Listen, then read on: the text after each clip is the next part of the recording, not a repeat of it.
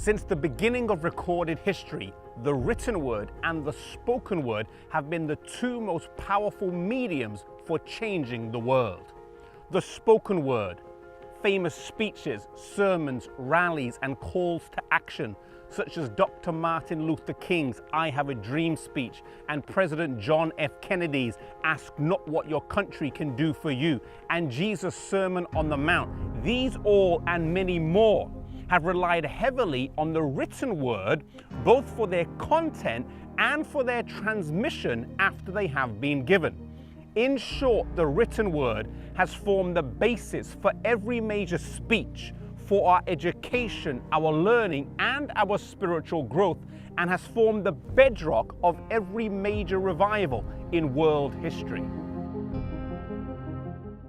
The Seventh-day Adventist Church has always had a close connection with the literature ministry, but in this regard it is not unique, but rather it's treading a well-worn path that previous movements and revivals have followed. The first 5 books of the Bible written by Moses, the Psalms written by David, Revelation written by John, these and all the other books of the Bible have inspired and changed lives up until this present day. The Bible is the most translated, printed, and read book in human history. The words in Habakkuk chapter 2 verse 2, "Write the vision and make it plain upon tables." The words to John in Revelation chapter 1 and verse 3, "Blessed is he that readeth," and chapter 21 verse 5, "Write, for these words are true and faithful." These help to show a biblical mandate for preserving and sharing what is written. If the writers of the Bible did not write down, we wouldn't have access to this limitless wealth of knowledge, wisdom, and transformational information. Writing changes lives. After John wrote the book of Revelation towards the end of his life, we then move into the time period of the early church, where Christianity struggled against much persecution for a few centuries. Following the conversion of Constantine and the subsequent compromise, we then see a time period of full-blown corruption, with the union of church and state beginning in the Roman Empire in 538, before moving into the time period known as the Dark Ages. One of the key characteristics of the Dark Ages is that the written word in the form of the Bible was prohibited from being translated and published in the local language. Slowly but surely, the darkness was peeled back. First, John Wycliffe, the morning star of the Reformation, arose in England, translating a copy of the Bible. Then John Huss and Jerome in Bohemia preached the gospel in the language of the people in Prague. Then Martin Luther in Germany added huge impetus to the Reformation with his movement of reform, strongly aided by his German translation of the Bible. One of the key ingredients in the Reformation in the 16th century was the invention of the Gutenberg printing press in the mid-15th century.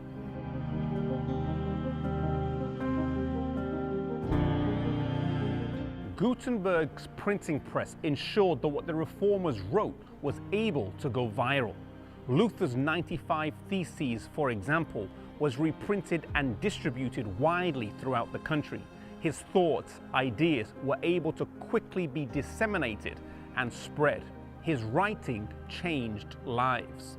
William Tyndale followed with an English translation of the Bible, which history has shown had a lasting impact on the English language, just like Luther's German translation had on the German language.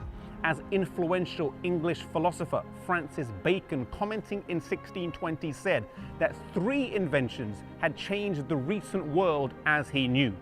Gunpowder had changed warfare, the magnet for creating compasses and enabling easier exploration, and the printing press, which enabled ideas to sweep across Europe and the oceans of the world.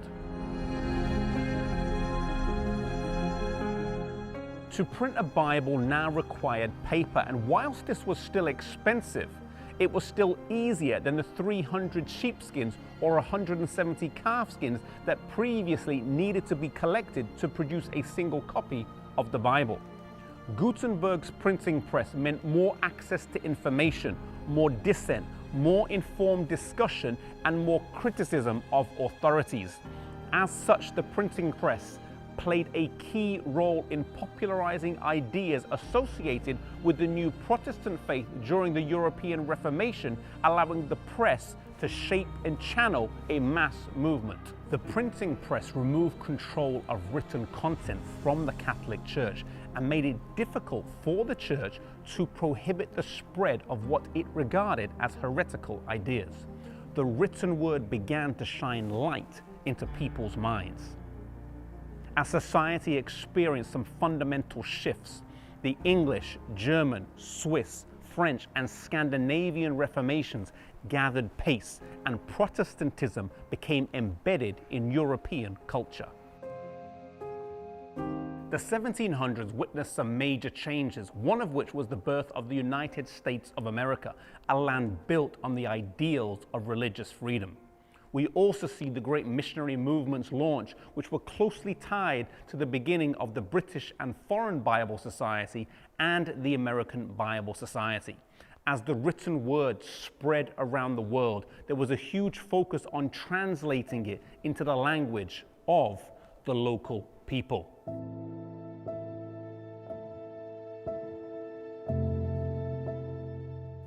Unlike other holy books, since the time of the Reformation, the Bible and other Christian literature has always sought to be as adaptable and accessible to new people groups as possible. The late 1700s also saw the Great Advent Awakening, a revival movement based on the reading and preaching of Scripture. This was followed by the Millerite movement, which culminated in the Great Disappointment, which looked for the return of Jesus in 1844.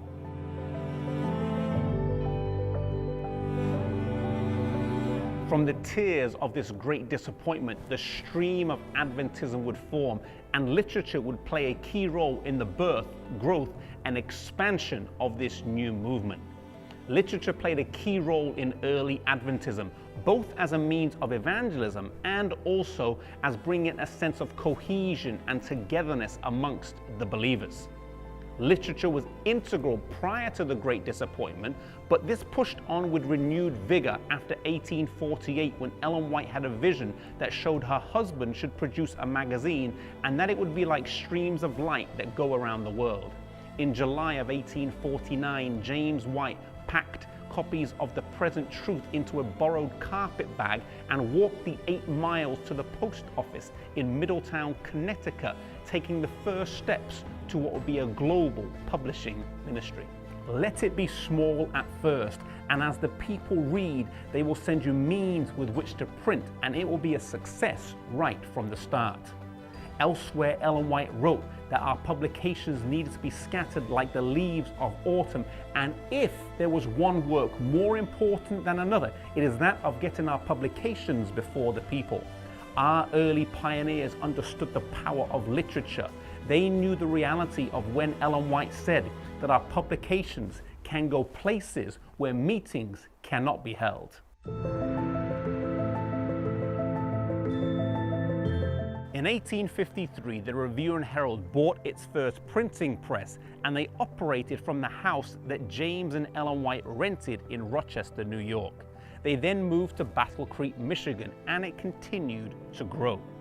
The Review and Herald was instrumental in early Adventism.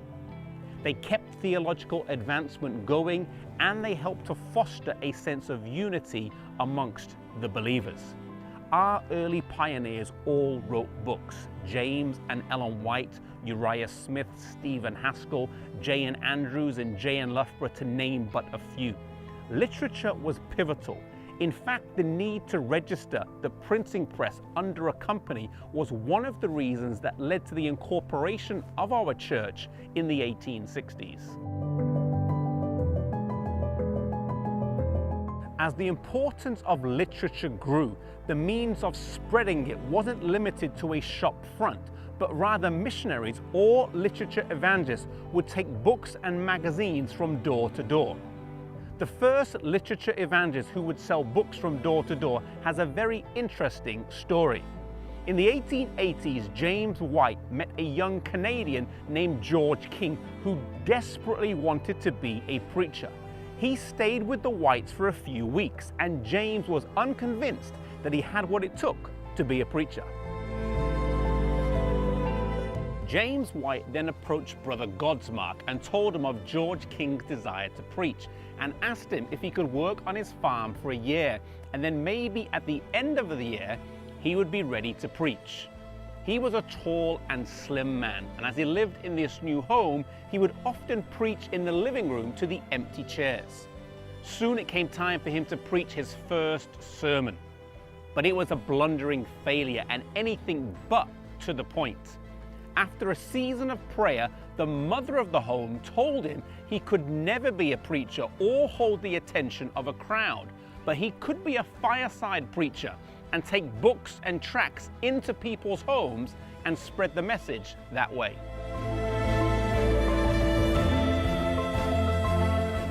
He took this as the will of God, and the next Monday he took a satchel filled with tracts and $2 and set off for the week. The next Sabbath he was overwhelmed at how much God had blessed him. He was encouraged by all the people he had been able to talk to, as well as the 62 cents that he had earned as well. The next week he was able to sell nearly all his tracts, and soon persuaded the brethren at the Review and Herald to make a special book designed to sell in the homes, Thoughts on Daniel and Revelation by Uriah Smith. And so the work of literature evangelism began with a man that James White didn't know what to do with. The literature evangelism work would spread and grow and become a huge ministry in and of itself. Canvassers or colporteurs would go around the country spreading the message, raising up believers and churches, and pioneering a way forward. Colporteur Ministry page 8 says that the importance of this work is fully equal to that of the ministry. As our church expanded beyond the borders of the United States, literature would again play a crucial role. It was the discovery of a piece of literature in Switzerland that prompted the believers in Tramalan to send a request to Battle Creek that a missionary be sent out. The church sent J.N. Andrews, the ablest man in our ranks, and he set about establishing a printing press in Switzerland in the French language, thus fulfilling what Ellen White had said, that our publications should go everywhere, let them be issued in many languages. As the church then expanded to the South Pacific, Africa, Asia, and South America, this understanding of ministry went with it. The ministry of the church has always been most effective when the four branches of ministry have equal importance: the preaching of the word and local church ministry, the education work, the health work, and the publishing work. When all four branches work harmoniously together, the church is able to move forward at its strongest. Today, the literature work serves several purposes. It has an evangelistic purpose, to go where the living preacher cannot go. It also serves to educate and inform the church about new ideas, and it has a nurturing and discipling impact upon the church. Spiritual life today cannot be maintained through images alone. It must involve written content to feed and nourish the mind and soul. The spread of ideas in every culture has always been enabled by print in some form. In ancient Egypt, there were the hieroglyphics.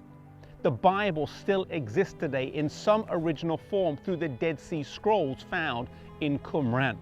And in Reformation times, the Gutenberg press enabled the spread of ideas. Today we are living during another digital revolution, but once again, the written word still has the potent impact to change people's hearts and minds and bring revival to our lives and the lives of others.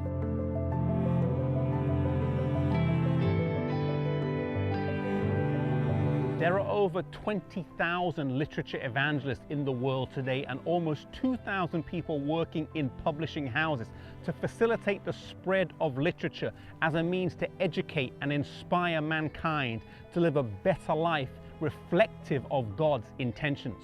We are living at an exciting time in Earth's history, at a time when we believe Bible prophecy is fulfilling before our eyes, at a time when the coming of Jesus is near. We know that before Jesus returns, the gospel will be preached to every nation, language, and people, and an integral part of that final proclamation will be the publishing and literature ministry. Ellen White, commenting on this work, says that in a large degree through our publishing is to be accomplished the work of the other angel of Revelation 18, who comes down from heaven with great power and who lightens the earth with his glory. May you and I commit to reading more for our own spiritual growth and nourishment as we seek to be like Jesus, and also to incorporate the ministry of literature into our personal everyday lives and also into the witnessing culture of our local churches.